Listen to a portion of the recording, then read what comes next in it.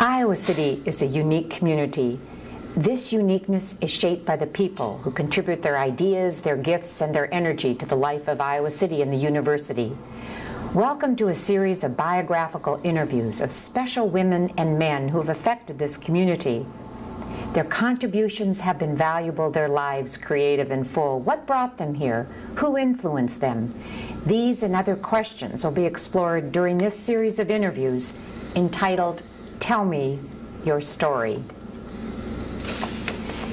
Words to describe David Canellis, retired Iowa City High School teacher, debate coach, and present-day newspaper columnist are motivator, intelligent, witty, committed, and teacher par excellence. One of his former students stated that David Canellis had, quote, the greatest impact on him of any teacher he had. Mr. Canellis was raised in Cedar Rapids, and he graduated from UNI, and he taught and coached debate at West High School for 18 years. Mr. Canellis's debate teams dominated Iowa high school tournaments for years. West High had more debate teams qualify for national tournaments than any other high school in Iowa. In 1980, Mr. Canellis was awarded the prestigious Four Diamond Key by the National Forensic League. He was the fourth coach to receive it since the founding of the organization in 1925. In 1984, David was the first recipient of the Iowa Distinguished Teachers Award given by the University of Iowa. He has been a press citizen, newspaper columnist, sprinkling humor and goodwill on us all for years. And he is a husband, a father of 3, a grandfather of 5, and he told me, and one is on the way. Welcome, David, to Tell Me Your Story. It's good to be here. Let's begin your story in Cedar Rapids, where you were raised, and you grew up in quite a large family. Tell me about this. Well, there were 8 of us, and each of us born in a different town. I could name the towns. The first 5 of us were in either New York State or Pennsylvania, and the last 3 in Iowa, but no 2 of us were born in the same place. I think that's one reason we moved so much. I think that's one reason that I decided to settle down someplace and stay in Iowa City as long as I have. Now, your father and his 2 brothers, you told me, were immigrants from Greece. Right. They lived in Athens or just outside of Athens, and my father, the oldest, came to this country when he was 15, and later he made arrangements, or they made arrangements to come as my 2 uncles, names almost alike, Nick and Nicolo. Their names are Nikitas and Nicholas. And he was supposed to meet them in, he thought, Buffalo, New York. They thought it was Chicago. I suppose they got the 2 places mixed up. So they were in Chicago and he was in Buffalo, and they didn't see each other. They lost all track of each other, one another. The 2 brothers were together. And then later he found out that they were in Cedar Rapids much later. It was way after I was born, and that's how they all got together. So I saw them for the first time when I was 3 or 4 years old. Now, your father had an interesting profession as a painter. Right. He painted, you don't make a very good living like that during the Depression, which I thought we always were in a depression when I was a kid. Anybody born in the 20s when I was would have thought that. But if you could have gone into almost any family restaurant, Greek restaurant or otherwise, or any theater, you'd see great big murals of sea, windmills, landscape, no people ever, but he could go wall to wall. In the studio here, for example, he could do this in 3 hours if he was in the right mood. And one day, we have a painting at home that I suppose I should have brought it, but I saw him do that in about 15 minutes. And didn't you say that he had painted the Little Brown Church? Yeah, he did. He painted the Little Brown Church in Vail. We went up to see that, Marilyn and I, a few years ago, and of course it's been all redone since then. So. And then also he painted the inside of a movie theater in Cedar Rapids. Right, that was during the Depression. He painted it at the old Colonial Theater, the only movie on the west side at that time. And instead of being able to pay him very much, and we had such a big family that the man gave us all a lifetime pass to that theater. And so we saw movies for about 6 months, and then the theater went broke and closed. But it was interesting. You had a large, as you said, many siblings. Is it true that you had a brother or brothers that boxed? About the time of the war and shortly after the war, all 4 of my younger brothers took up boxing, among other things. The one took it semi-seriously. Dick was in the Golden Gloves and in, I think, Chicago, and they had quite an amateur league in Iowa at that time, and he, even though he was younger than 2 of the brothers, he taught them how to box, and my youngest brother, Eldon, he taught him how. Eldon played football here at that university in the 1950s, but when he was a senior in high school, he entered the Golden Gloves as a heavyweight. Eldon did, in the novice division, and they wrote him up like he could be a world champion because he won everything there was. But then, actually, we talked him out of boxing. Nice to have protection, though, wasn't it, to have these for boxing? Let's talk about, you were in World War II. In the Navy. In the Navy. Was this before you went to UNI, or was it? It was before. I was 17 when I went in the Navy. And where were you stationed? Well, I started out at the Great Lakes and then the University of Chicago, the radio school. And eventually I got on a USS Roy O'Hale, a destroyer escort in Orange, Texas. Then we crossed, we did convoy duty in the Atlantic at about, I suppose to be about 10 miles an hour at the most, maybe 8 knots they called it, but we could go faster, but the convoy couldn't.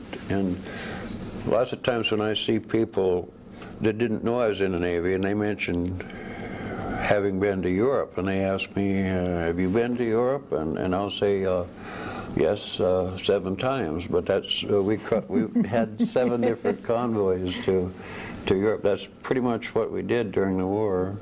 Germany surrendered, and then by the time we got the ship redone and through the Panama Canal and in the Pacific, Japan had surrendered. So. And then you came back to Iowa and enrolled in Teachers College. Eventually I did, yes. Before I get into your teaching, you do something that I think is quite remarkable. You write a newsletter for this, the alums from this ship. How did that evolve? Well, it's, in a way, it's semi-humorous. In 1945, toward the end of the war, it was April, a month before Germany surrendered, and I was a radio operator aboard the ship, and we were sort of bored. There weren't any submarines anymore to look for. And so just as a lark, I put out a ship's newspaper, 1 issue, and surprised everybody, the whole crew, and handed it out. And then the captain liked it really well, and he told me, he said, we'd sure like some more of that. And I said, oh, I don't have the equipment. So he said, next time we go to port, you go there and you buy anything you want, and because we'd like a paper. And so I spent a whole day in Boston buying things, and I had it ready to go. But by that time, the war really was almost over. And he said, when are you going to put another paper out? And I said, well, as soon as I have time. And I told him that twice. And then, just for a joke, 45 years later, I had a list of 35 people, and I'd mentioned that I would do another paper when I had time, and now I have time. And so ever since then, I've been putting one out about every 2 months. And how many men does it go to? Well, right now it's up to 90. Originally it was 30-some, but we find new ones, and then they find people. And, I hear from. It isn't like the Press Citizen. If I get 2 postcards per column, I think that's great response. But for every paper I put out, every issue I put out to those 90 people, I'll get about 45 or 50 responses. It's like a high school paper, a very Great. small high school paper. After you graduated from, it was called Iowa Teachers College, Right. then, which is now UNI, was your first teaching position in Worthington? No, that was later. My first one was in Union, Iowa, south of Eldora. I had planned to stay there only a year, I suppose. Some people said you should stay there 2 years. And I taught English and speech. I was a school librarian. I didn't realize that. I directed the plays. I had the school newspaper, the annual. Debate? Did you debate then? Okay, I had all the speech work. We only had 2 people there. At that time, you had to have 4 people for a debate team, and I had only 2 that I thought would really. Well, you had to. It takes about 2 years to get for a debater to get pretty good, and we never did get around to having a debate team, but we had everything else. And I heard you even umpired. I umpired baseball games. My goodness, you wore many hats. I coached the junior high baseball team. I was a timer at the basketball games. I talked to one of your former students, Howard Vernon. Yes. He said that recently there was a reunion in Union in your honor. It and was that wonderful. most of the students came back They to did. honor you. I had students over in 6 different grades. I stayed there 4 years, but to put it all together, you get, I think, maybe it was 7 classes, because I'd have every student 9th, 10th, 11th, and 12th. And I was expecting just some people from Union to be there. I was expecting possibly Howard to be there. Meridine Moss, she's a head nurse instructor here in Iowa City. I expected she would be there. And Judy Vengalis, her name was Judy Norman, music teacher. I thought they'd be there, and a few hometown people. But when I got there, they came in from Georgia, Colorado, Kansas City, San Diego. I was really impressed. Did they roast you? It wasn't a roast. It wasn't a roast. No. Did they bring stories, though? They brought stories, but none of them were defamatory. No, Anything like of course that. they wouldn't do that. No, do you that- remember a story or that anybody shared that kind of stuck out in their mind about you? Oh, I think when I tried to get people's attention there sometimes, I can't remember exactly what I did one time. Oh, I know. We had a real rotten classroom. It was an attic, and there were little black nails sticking out here and there. And I ran into one time when I was there, and so I thought, well, I'll fix that. So the next day, as a joke, about 5 minutes into class, I said, watch this, and I drew a hook where the hook was right by the nail, but they couldn't see the nail. I went like this, took my jacket, threw it, it landed down there and hung there, and they thought, from then on, they thought I was magic. Well, that's good that a teacher has some magic. But they all had some story or other. And That's a wonderful tribute to you, Mr. Canellis. You came, I know you taught at then Spirit Lake and Worthington. And you came to West High in Right. Iowa City in 1968. Right. And you created some dynamite debate teams. What's your secret? Well, there's a pretty good gene pool in Iowa City, I know that. I guess if you can get the students, if you can recruit, you call it that, or draw the right kind of students and teach them just a little bit, they'll pick it up by themselves. I would guess that over half of the debaters I had the last 10 years ended up knowing much more about debate than I did, because some of them got almost obsessed with it, and for some it was their only interest in school at all. I always felt that you should teach a student to a point where they wouldn't need a teacher anymore and they could just do it their own way. We didn't have any hard, fast rules because none of our debaters, we had no two alike, and I let them debate with whoever they wanted to debate with, and didn't have any rigid rules at all, and it seemed like it was a lot of people were attracted to debate. But they did so well. They did. And I read an article about you that one of your past debaters said, former debaters said that you didn't say that winning was the most important thing, but you inspired them to win, which I think is, you must be a very good motivator. Well, I wanted them to do it. Hardly anybody goes 100%. When people say give 100%, I kind of laugh, because you never have given 100%. I never have given 100%. But I always settled for do a little bit more than you think you ought to do, and that was realistic. And they did. And there was competition among themselves. There were years when we had the three best teams in Iowa. So in order to prove themselves, they had to either be better than anybody else outside the state or be better than the other teams in their own school. And they got along fine. It was fun. What do you think debate does for young men and women in school and in their future lives? Well, my daughter, Natalie, graduated high school in '74, and she said that what she learned in law school, she had learned a lot of it in debate, and that I think what it did for them, especially if they go to college, they can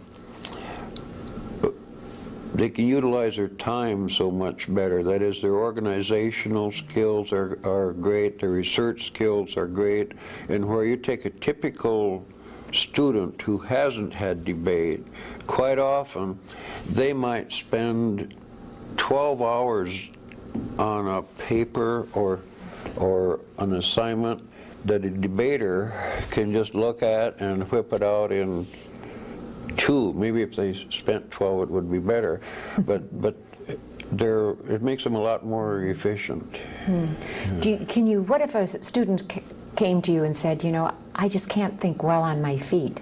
Can you help that student debate? Oh, yes, because if you, in a cross-examination, if you just ask them what kind of questions do you suppose they'll ask you after you give this speech, and if they think of everything, how are you going to answer them?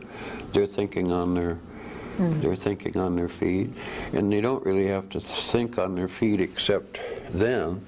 As far as I think it was Daniel Webster who once said, when people complimented him on how he did this so fast, so well, with no preparation, I guess thinking on his feet, and he said he'd been preparing for that all of his life. And I used to tell the students that if they enjoyed reading, if they watched the news when they were in 4th grade, and if they read the newspaper, the editorial page, and if they did this or this or this, if they liked this topic or that topic, they already knew debate and not to worry. You used humor to sometimes diffuse tension. I heard a story that at a real crucial kind of time in a debate tournament, when tension was pretty high for the results or something, you strode on the stage with your mandolin, and it was to the Beatles song, I Want to Hold Your Hand. You came up with a song, and everybody started roaring, and it was perfect to break down the tension. Right, I always had a couple suggestions for debaters, for teachers, for myself. I think for almost anybody, that you can almost live happily if you follow two rules, especially a teacher or a good student, is take your work seriously, but don't take yourself too seriously. And I'm sure other people have said the same thing, but I don't think it's really. I used to ask the kids, don't get so excited when you wait and see how you come out. What happens if you win or get second or third? Then what? That's good advice, Yeah. not to take oneself too seriously, right. but your work seriously. You have had so many awards and for excellence as a debate coach and teaching, and many of your former students credit you for making a difference in their lives. I'm curious, who has made an impact or a difference in your life? Well, there are at least two of them that are still living, believe it or not. There was a third grade teacher I had in Quasqueton, Miss Bullis was her name, and I haven't seen her since then, because I don't know what her name is now. It's not Miss Bullis anymore. She more or less taught me to like school. She made me enjoy whatever we did. The other teacher is still living, 95. I write to her. She's in Grinnell. Talked to her on the phone.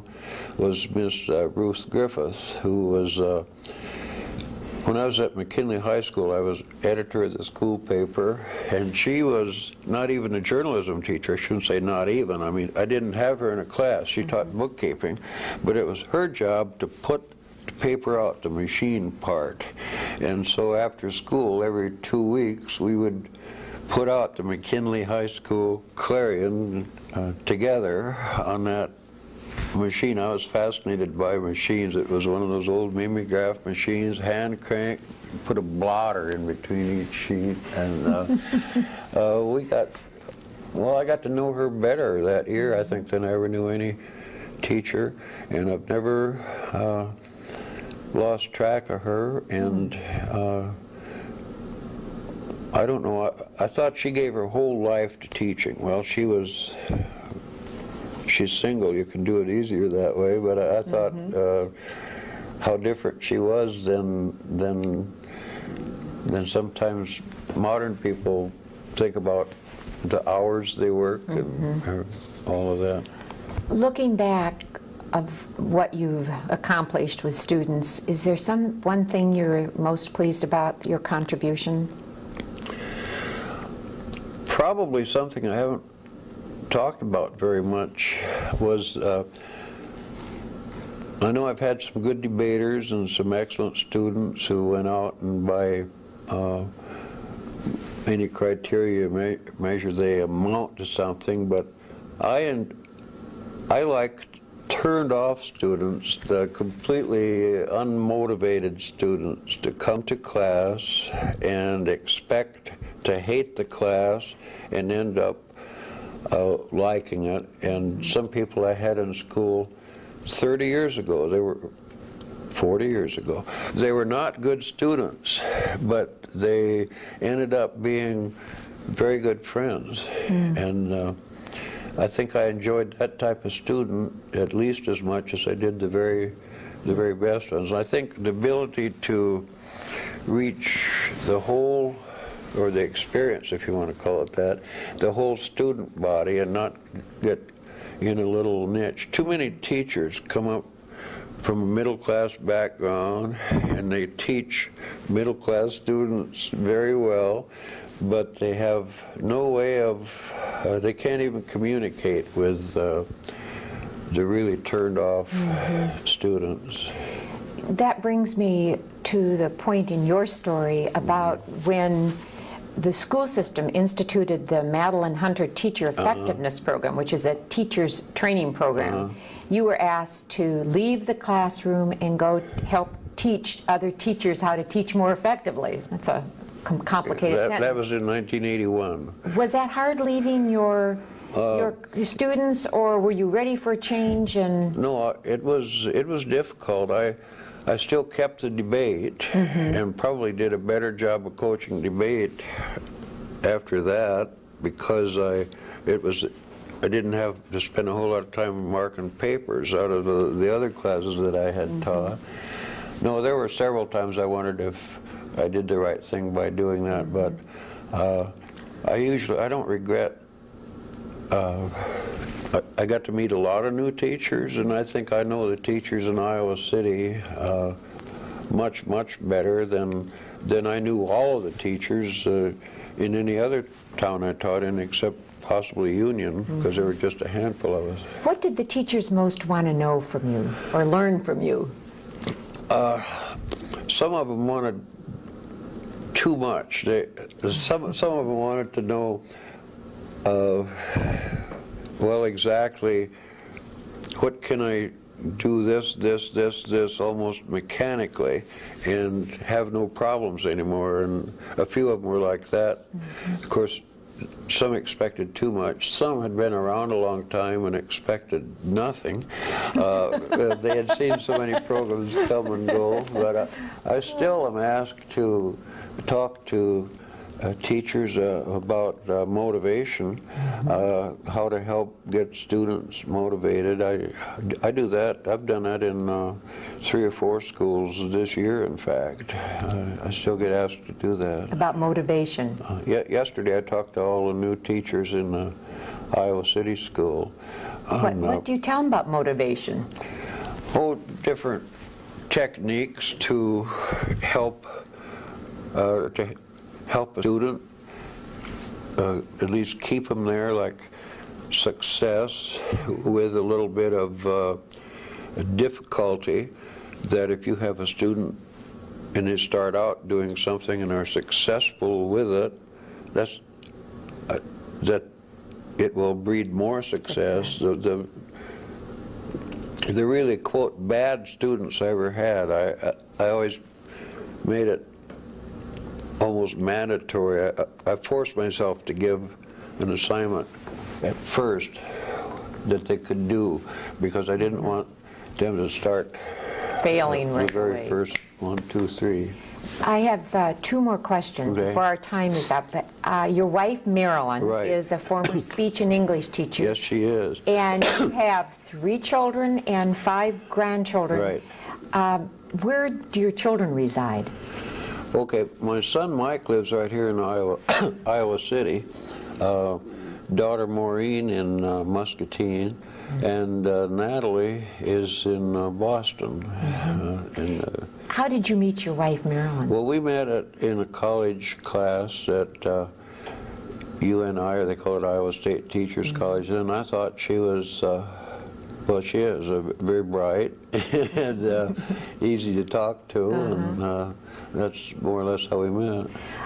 My last question that a lot of people know you for is your writing the column in the Press Citizen. How did you come about doing that? Well, when I moved away from Worthington, Minnesota, I had stayed there 10 years, and the editor and publisher, it was a very good hometown newspaper, locally owned. It had 17,000 circulation on 10,000, which is terrific, I thought. And after I'd been gone a couple of years, they asked me if I would write a column for them.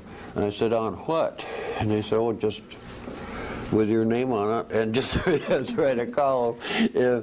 I said, how often? They said, once a week. And I said, well, okay. So I sent some up. I wrote some. I didn't think I was going to go through with it, but I did. They published them. I had about 8 or so, and Jim Ferguson was assistant principal at West High, and I think I showed him one of the columns in the Worthington Daily Globe, and he said, boy, he said, the Press Citizen ought to have this. And he ran it down there to Bill Eganton was the editor, and Eganton said, well, anybody can write one column. He said, bring in 3 or 4. And I wasn't, and Jim really didn't tell me exactly what he was doing, but he came up and asked if I could give him some more, and I said, sure. Well, then we went to the National Debate Tournament. School was about out, and I came back, and they'd been trying to get a hold of me down there for a long time, and so they started in 1971, in June, I started writing for the Press Citizen. Well, don't stop, because they're most enjoyable. And I wish we could talk more about some of the columns, but I don't have any time. And I really appreciate you coming in and being a guest on Tell Me Your Story. Well, thank you, Ellen. I hope I didn't talk too much. No, it's been wonderful. My guest has been David Canellis, former teacher and debate coach. A former student of David's stated that Mr. Canellis, and I quote, could relate to every type of student. He made learning relevant, interesting, and made the material come to life, and he made a lasting impact on my life, end quote. Mr. Canellis' leadership and guidance led West High debate teams to state and national preeminence. He was honored by the National Forensic League and was awarded the Iowa Distinguished Teachers Award. Here is a man who has made a difference in the lives of hundreds of young men and women. This community and its young people are indeed fortunate that David Canellis chose teaching as his profession and Iowa City his home.